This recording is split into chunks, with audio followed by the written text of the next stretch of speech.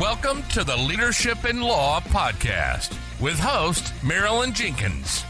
Cut through the noise, get actionable insights and inspiring stories delivered straight to your ears. Your ultimate podcast for navigating the ever-changing world of law firm ownership. In each episode, we dive deep into the critical topics that matter most to you, from unlocking explosive growth to building a thriving team. We connect you with successful firm leaders and industry experts who share their proven strategies and hard-won wisdom. So, whether you're a seasoned leader or just starting your journey as a law firm owner, the Leadership in Law podcast is here to equip you with the knowledge and tools you need to build a successful and fulfilling legal practice.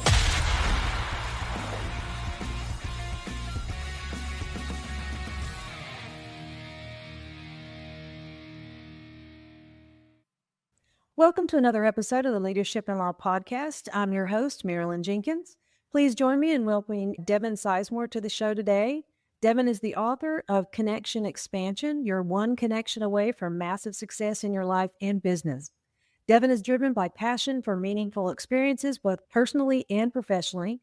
He has spent his career building and growing businesses that align with his values. From launching his first marketing agency right out of college to creating innovative consulting practices and a cat cafe. His journey has been defined by a commitment to adding value and making a positive impact. As a firm believer in the power of connections, he's dedicated to helping others succeed through the art of building relationships.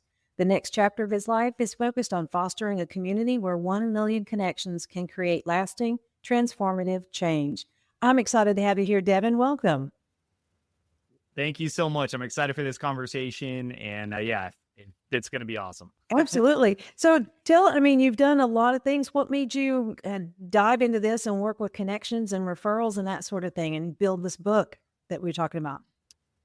Yeah, for sure. So yes, serial entrepreneur. I love business is how I used to introduce myself. When I had my marketing agency, I found myself, which many of your listeners are probably going to relate, in a crowded marketplace where I had to stand out, right? There was so much noise. I was a voice of authority, but there were so many other players. And so you start exploring traditional avenues, whether it's online marketing, web development, all these other things. And I had to find a way to be different. I wanted to be an authority in rooms my competition wasn't playing. So 15 years ago, the foundation of the system was born, and it allowed me to explore and then refine, how do we build real relationships in a way that we can control everything and stand out? Excellent. Okay.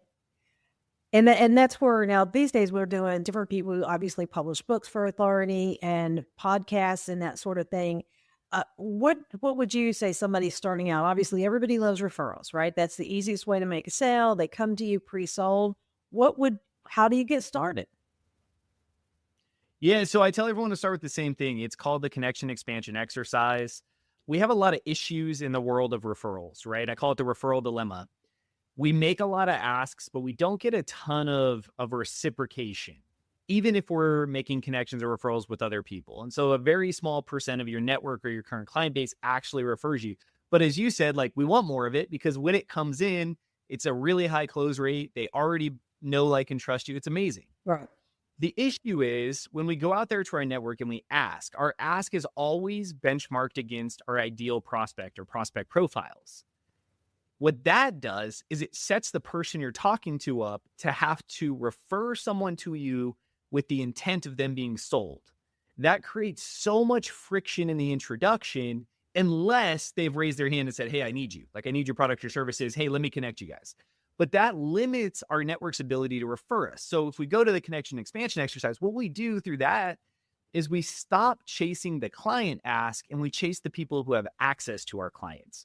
And so we go through an expansion exercise where we look at what vendors are our clients spending money with, what influencers, who has authority over them, where do our clients gather, where do they seek education, who's a general connector who knows everybody, and who do our clients trust, right? Those are typically advisor level roles. So attorneys fit in that category, but financial advisors, CPAs, accountants, all of those people.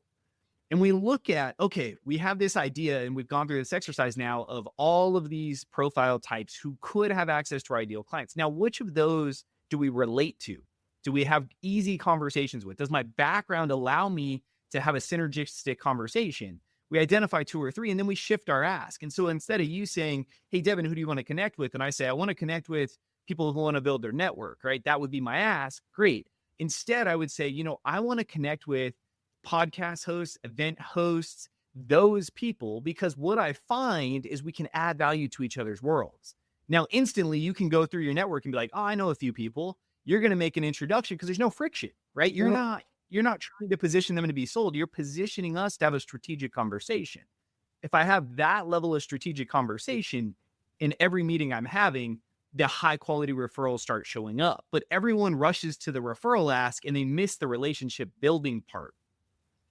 Right, because I think a lot of people want to move forward faster, and it's almost like natural to ask for a referral that's going to be a sale. You've got a happy client, you've got a case study, you're over delivering. Okay, hey, do you know anybody else who could use our services? And I see where you're saying that's going straight for the sale. So you're putting the weight on your customer or whoever's going to be sending that person through. I hadn't thought about it that way. Yeah, it creates unnecessary friction. The quote that I tell everyone to put on your monitor or somewhere around you is, everybody wants to buy, no one wants to be sold, right? Right. If we look at how the society works, we're all consumers. Like, we are taught to consume. We don't need to force people to buy our product or service. Matter of fact, we can't. They can't write a check. We can't force their hand. We can make it easier, and referrals help. But often I'm on conversations and I hear things like, look, I have a pretty decent database. I have a network, but it's not doing much. It's okay. I'm getting a handful of referrals a month. Great. Let's reignite your network by getting back into your network and having real conversations, adding value to the people in your network, training them to do what you want, which is to make some connections for them. And let's let your network start to get this wheel in motion. What happens is 6 weeks into that process, you start to get the snowball down the mountain where connections are showing up, they're flowing in. And then what happens is the referrals start to follow. So you get the strategic connections, but the high level referrals show up. Just this morning before hopping on, 6 introduction emails in my inbox, 4 of which are prospective clients. 2 strategy conversations would be great. 4 prospective clients this morning. Wow. Yeah, that's absolutely impressive.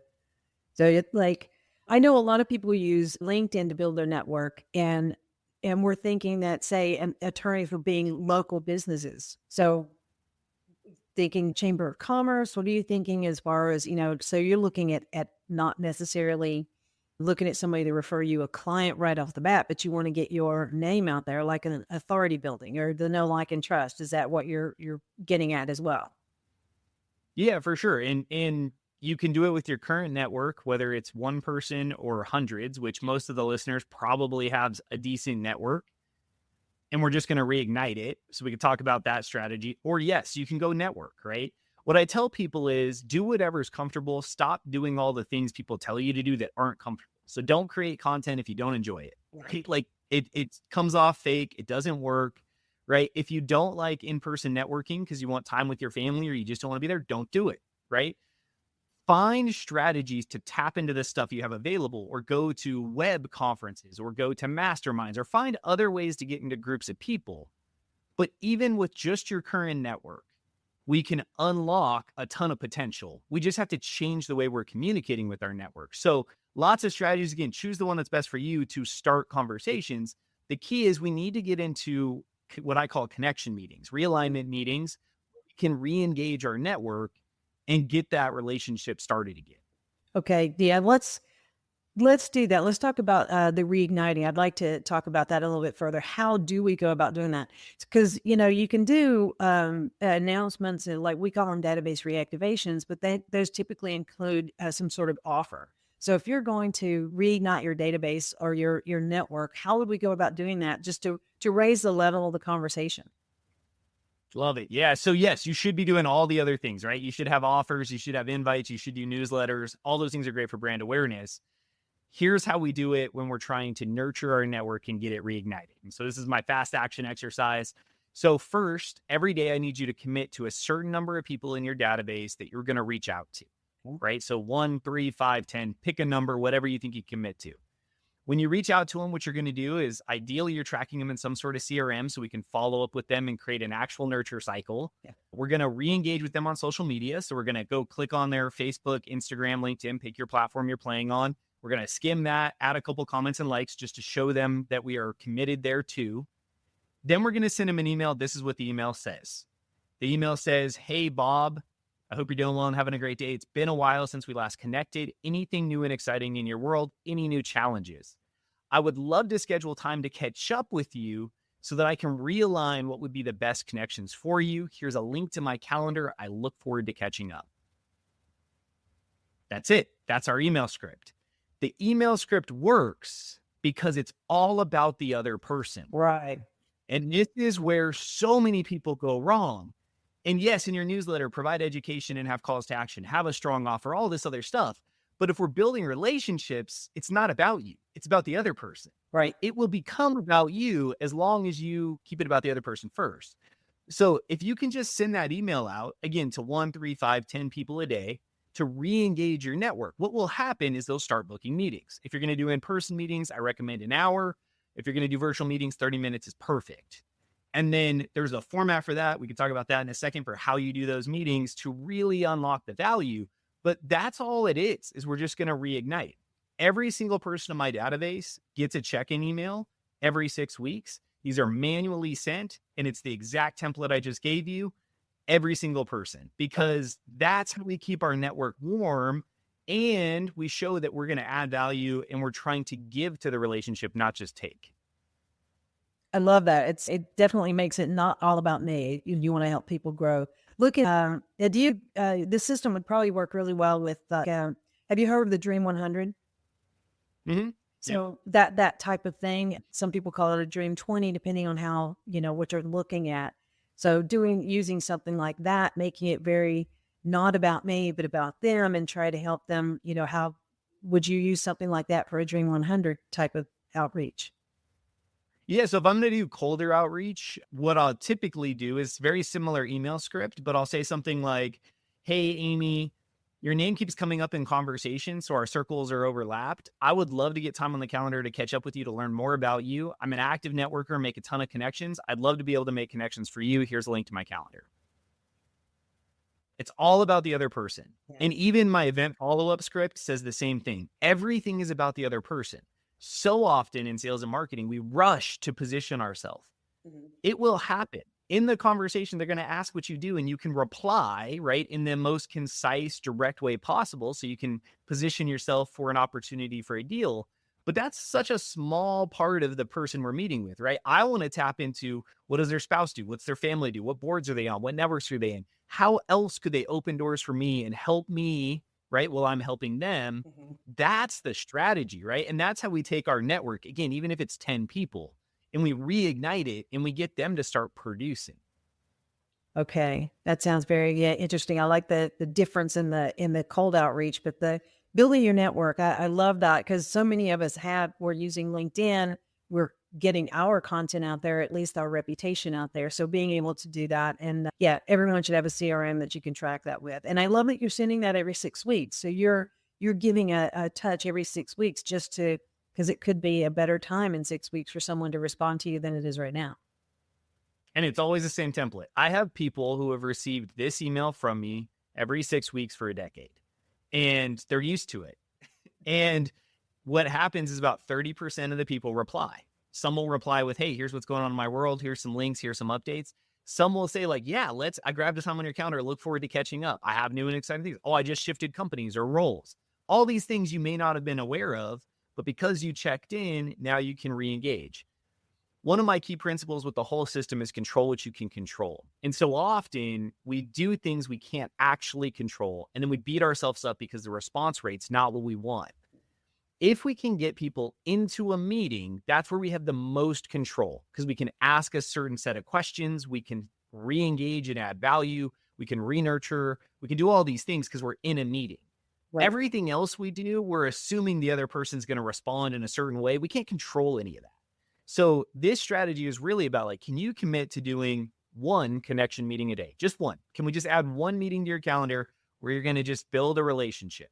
If you can do that and we compound that for a year, This system will generate more referrals probably than you can handle. Wow. Yeah. I mean, anybody could commit to one a day, right?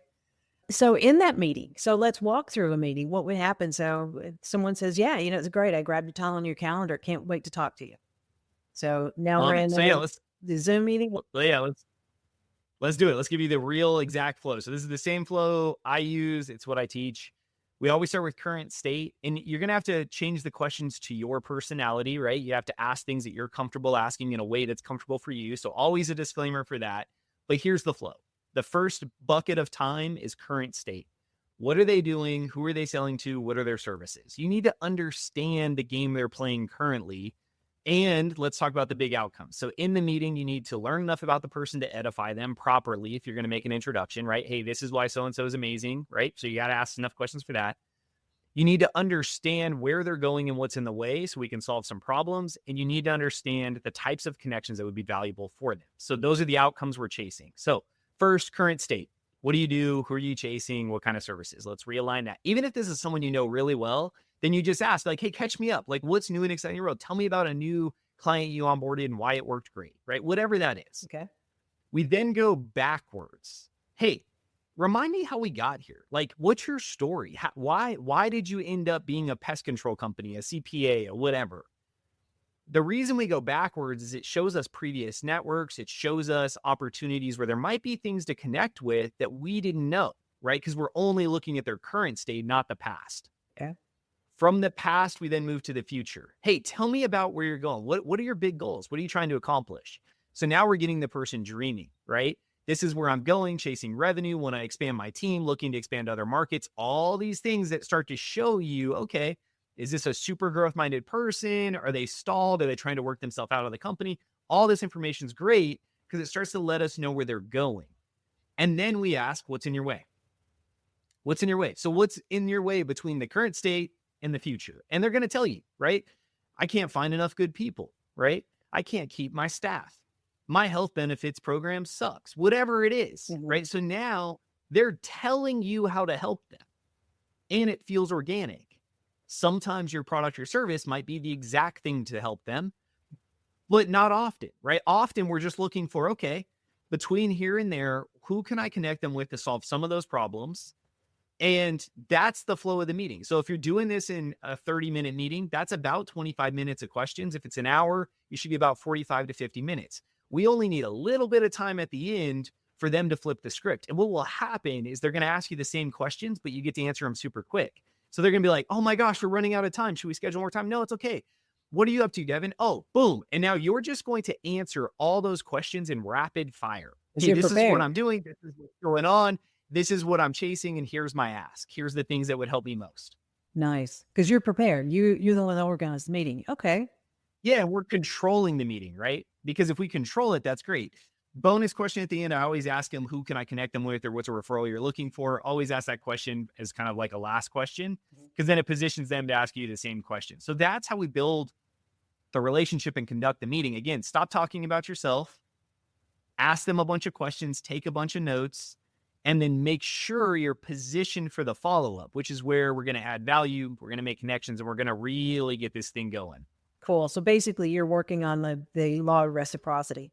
I want to give you so you'll feel like the need to help me out as well. But you start giving. Overwhelm the universe or whatever you want to call it so that it has to produce. Yeah. And if we can stay down that path, it always works. Well, and this is, so you're thinking, so what we're talking about is setting this up, and this is the long game, but by being consistent with these efforts, you're going to see it in the not too distant future. You probably see, if you're doing one call a week, you should see some results in 6 to 8 weeks. I would think you'd start having more conversations and more referral business. Is that kind of an average you think about, or it depends on kind of the niche? Yeah, it depends on how open your calendar is. So, and how engaged your network is. The more you do this, the quicker your network will respond. So my network will respond quicker than yours just because I teach them, right? Right. But if you're starting, it should be easy to get people on your calendar, because you're going to go to people you know, like, and trust first and just be like, let's catch up. Like, that's all we're trying to accomplish. You're going to get them into a meeting, right? So if you send an email today on whatever, right, on a Wednesday, you may be able to get them on your calendar next week. You have a follow-up meeting 24 hours after. We're going to make 3 connections for them. We're going to validate the meeting. This is what we talked about. This is what I'm doing for you. This is what you told me to do for me. 3 weeks after that, we're going to check in with them. And so what happens is if we meet that person next week, we're going to add value to them next week. 3 weeks later, we have permission to follow up on the connections and value we provided. And so now this person that was in our network with no direct communication is now re-engaged and realigned. You've added value and you have permission to follow up 3 weeks from now. So if you do that every day, what happens is if you get out again at that 6, 7, 8, 9 week mark, is you're now engaging a new person. You're following up on the person you just met with, right? So you're adding value to them and you're following up on that 3-week check-in for aligned value where you've already done your part. You've provided value. Now you're checking in. What happens at that 3-week check-in is that's typically when they reply and go, dang, that's right. I do owe you a connection, right? I owe you that thing. And then they typically will send you 2, 3 connections. The better you get at this, you'll literally in that last 5 minutes of the meeting, get connections directly in your inbox in the meeting. Oh. Like I will be on a meeting with someone and they'll be like, I'm going to connect you with these 3 people. And they'll either have their assistant instantly send intros or I'll see while I'm on my next meeting that those introductions are coming in. And so that compresses this timeline. But worst case scenario, you're going to have these conversations. You're going to do your 3-week check-in. And within a month, you've re-engaged this cold-ish relationship that's not doing anything. And you're training them to give you connections. Now think about that with, again, 25 people a month, right? If we can do 1 a day, right? Yeah. What does that do? Like, what does that do for your network? Because you're not doing that now, right? And if you are, you're probably talking too much about yourself, which doesn't allow you to add value to the other person and to train them to give you connections by you doing that as well.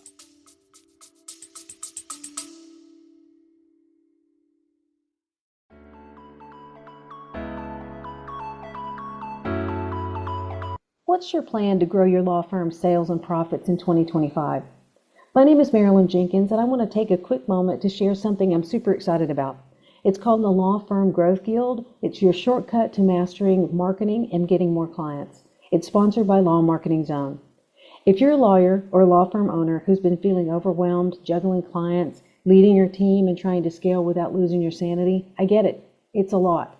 That's exactly why I created this online membership community. I've been working with law firms since 2018, and I've worked with and helped hundreds of firms across the U.S. and Canada to grow and scale their firms beyond where they had ever been before. The Law Firm Growth Guild is designed to help you understand marketing strategies and grow your firm smarter and to scale your firm predictably. And here's the best part. It's only a fraction of the price of a cup of coffee daily. My team and I are adding new content weekly, and you can be intentional about your growth and development each week. All of our webinars and workshops are in the community, and a first good workshop is all about setting your vision for your strategy for 2025. We've got workbooks, spreadsheets, and everything to walk you through setting up your marketing plan for 2025.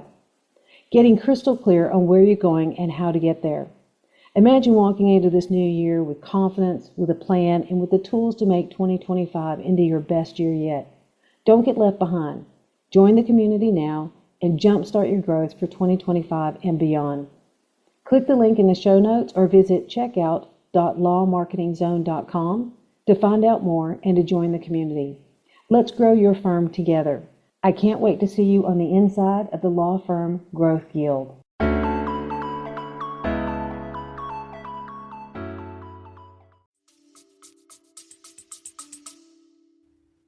Agreed. Yeah, that's that. I love that because I mean, just 1 meeting a day anybody can do that. It's just getting organized to actually do that. And of course, having your contacts in a CRM, which, like I said, everyone should have, whether they do or not, they should be having a CRM to have everything taken care of. Yeah, and don't overthink that too. That'll be a disclaimer I give people. Your CRM only needs to track names and be able to assign a task. Everything else, it will come, right? Yes, there are reasons to automate certain things, not in this process, but in just the general nurture cycle and reach out. There's a whole lot of project management things you should be doing in your CRM. But if you can just have a contact and a task, the system works. If you can email out of the platform, that's a bonus because at least you can track all your communication. But again, a name and a task, that's great. That's great. Don't go beyond that if you're just getting started because it's really about this process more than refining and getting stuck in the technical. Yeah. So I wanted to say that as well, because it is so easy to let technology be your excuse to procrastinate on the things that can really move the needle forward in your business. Yeah, I don't care if you get an Excel spreadsheet and you put their name in it and you just put the date that you emailed them, and then in the next column you have your 6-week check-in, and you're going to send them the email again if they didn't reply. And it's fine. Let's just get this network that you've already built, that you already have re-engaged. Yeah. And all of this stuff works extremely well if we're building a new network, going to network events and following up, because at least we train them right the first time. Right. But again, I'm betting based on who's listening to this, you guys are all crushing it. Let's just have your network do more for you by flipping the script and saying, look, I'm going to give back. I'm going to add value. I'm going to take control of building these relationships. Therefore, in 6, 7, 8, 9 weeks, I'm going to start to see this machine flowing, right? For the month of January 2025, I personally have sent out 100 connections, and I personally received 33 as of today. Wow. That is 33 people that are on my calendar for February that I didn't do anything. I just got an email, replied, said, here's my calendar link. Look forward to catching up. All 33 are going to book because I'm edified, we're aligned, and we're going to have strategic conversations. That's what happens as this machine goes. And what's great is it will just keep going, right? The people will just keep producing. That's what I want you guys to build towards, because yes, all the other things work. Paid ads, SEO, conversion, consultation, sign up. That's great. But this is all about getting the machine to go. Yeah. The know, like, and trust factor from the network. I love that. Wow. Okay. We all have our homework. Definitely get out there and do this. So I did notice that one of the things you talk about was how to leverage your book to build authority. Do you find that that's helped you by publishing the book, as opposed to just being a teacher? I mean, not just being a teacher, but you went one step further and published a book on it. Has that helped you? Great. Yeah, for sure. So yeah, connection expansion. I'll give let's give some real examples. Yeah. So I got a text yesterday from a lady in my network, Mary. We're connected on LinkedIn. We've met a few times over the last decade. She bought my book during the book launch, and I got a text yesterday, and she texted me and said, hey, Devin, thinking about you. I'm reading your book while on the treadmill. Love the content. I consider myself a super connector, but I'm finding nuggets in here. And so I replied and said, that's amazing. Thanks for following up. And she said, hey, per the book, why don't we catch up? I said, yeah, we should. Shared a calendar link. She's on the calendar for 2 weeks from now. So Nice. The book put me back onto someone's radar. That's one example. I also got a video email yesterday, right? Someone who recorded a video. I sent out to a referral partner, a hardcover, a paperback, and then also a copy of the $1 Million book, because we do help people write and publish books too. And he opened the package and sent me a video saying, hey, I got it. Here's my feedback. I'm this far through the audiobook, and I shared your paperback with someone I think really would be a great client for you. Here's their contact info. Just know that I'm sending them the book now. These are just small examples of having a book. The book also helps me get on more stages. So closing keynotes, opening keynotes. When we're negotiating event sponsorships, it's so much easier to get on the stage or have a giveaway. So every single person at conferences coming up gets a copy of my book or gets a copy of the $1 Million book. There's so many reasons and ways to have a book and use it to solidify you're the authority. And again, it's not about selling 1 million copies. That's great. Right. That happens. It's about using the book as a tool to open and unlock some of these things. And then as you're meeting people, it amplifies that, because now when I go meet you or after our meeting, I can put my book in the mail, signed copy with a business card saying, hey, it was so great meeting with you. Here's a copy of my book. And now you are going to get another touch from me in 3 to 5 days, right? First class mail. It's going to show up and you're going to be like, dang, like this guy or gal is adding value. So it's just an amazing tool. It's definitely one of those things that, like, I wish when I had my marketing agency, I had done a book for that. I wish I had done it when I was in the HR PEO space. There are so many case studies that I'm getting now having a book that, again, I wish I had leveraged a decade ago. Right. Right. Well, in this one, you can see over my shoulder is my third, and you're right. This teaches all the things that we do about local visibility, right? Great ideas, things that you can do. And it's the perfect giveaway whenever you want someone to remember who you were, you know? I agree. It opens doors, and it's not that big of a deal, and it doesn't have to be a ginormous book. You know, people think, oh, I got to write a novel. No, you don't. Oh, let's talk. Yeah. Can we talk about that for a second? Because there's two things I want to emphasize when it comes to that. One, the thing I wish I knew is the cost of an author copy, especially if you go through KDP through Kindle Direct Publishing.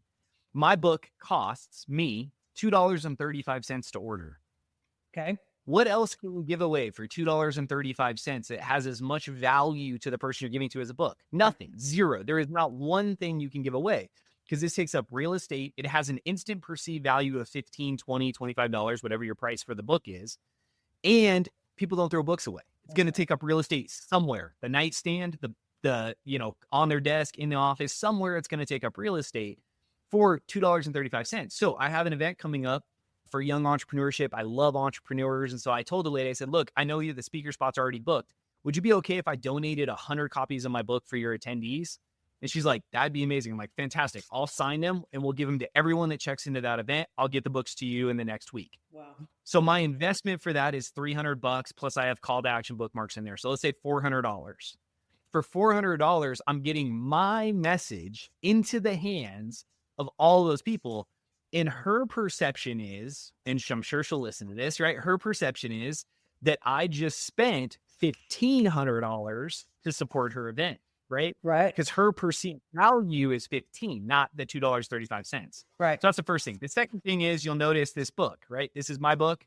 It's 110-ish pages. When we talk about writing books for our clients, all of our clients' books, we like to call them airplane books, super high value, easy to read, meaning you can get through the book in 2 to 3 hours, and a quick call to action so that you're adding value and can direct the person to take action. You don't want to write a novel or a really long book. What you want to do is write a quick impact book that positions you as an authority and has a great call to action. Don't get bogged down. We all have read books where we put the bookmark halfway through, put it back on the shelf, and don't finish. There's no value in that. That's not a book that's going to actually generate revenue for you. Right.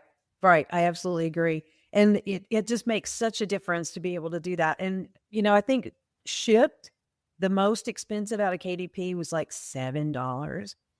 It's just ridiculous. Yeah, my hardcover book, if I want to send hardcovers, is $7.20, I think. Yeah. And so, yeah, if I'm like working with referral partners, I send them hardcovers. If I do bulk event stuff, I usually will do paperbacks. Mm-hmm. But either way, like, a $10 investment to have someone have a signed copy of your authoritative context in their hand. Okay. Yeah. But and of course, you have ads or pages in there referring, telling them to reach out to you, but it's a great tool. And I agree with you. I think it's, same as I'm not throwing the book away. It's one of those things that has a long shelf life as opposed to a flyer or a postcard or something that you could mail in. A book just makes so much difference. So absolutely. Yeah, right? Like on the desk, real time, here's the books, right? And then I've got another stack because I have a book now. And so I have another stack of people who have sent me books. Because what happens is when you connect with other authors, you swap books, right? Because it's fun and we all like content. And so now you end up with all these signed copies of books with, if you're a nerd or a geek or whatever like me and love that, like I have more signed copies of books than I can tell you. And it's amazing, right? Like it's amazing that people send books, but that only happens because you have a book you can send them. Exactly. And I'm in a mastermind that a lot of people, they publish a book for their agency or for their clients. And they all end up buying your book, so everybody wants a copy of everybody's book. I love that, and there's so much value in the book. If a potential client can sit and read it and see, how we can help them and they can do it themselves or give us a call. I love that. Yeah. And yeah, I love it. So we want to make sure that we put the link to your book in the show notes since it is available in various formats on Amazon. That's fantastic. This has been a really great conversation. Let me ask you one quick question. What's the one thing you want the audience to take away from this conversation today? What I want you to take away is we have to build meaningful relationships if we want long-term success. And it can be done in very simple, very small actions over a long period of time. You don't need to be overwhelmed. You don't have to change the world tomorrow, but we can just chip away at it. And if we focus on actually being curious, adding value to people in our network, this will outperform anything and everything else you're doing. Fantastic. Well, last thing, let's all get started and connect with 5 people this week. Get it done and just start growing. Thank you so much, Devin. Where can people reach out to you and connect with you if they want to do that and get to know you and get into your network? Yes, thank you so much for having me. Hopefully there were some nuggets here that add value to you and to your listeners.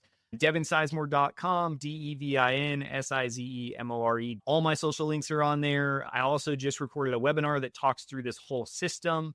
That's available on YouTube. There's a webinar for the connection expansion system. Links to my book are on there. So many resources. I'm all about adding value, so poke around.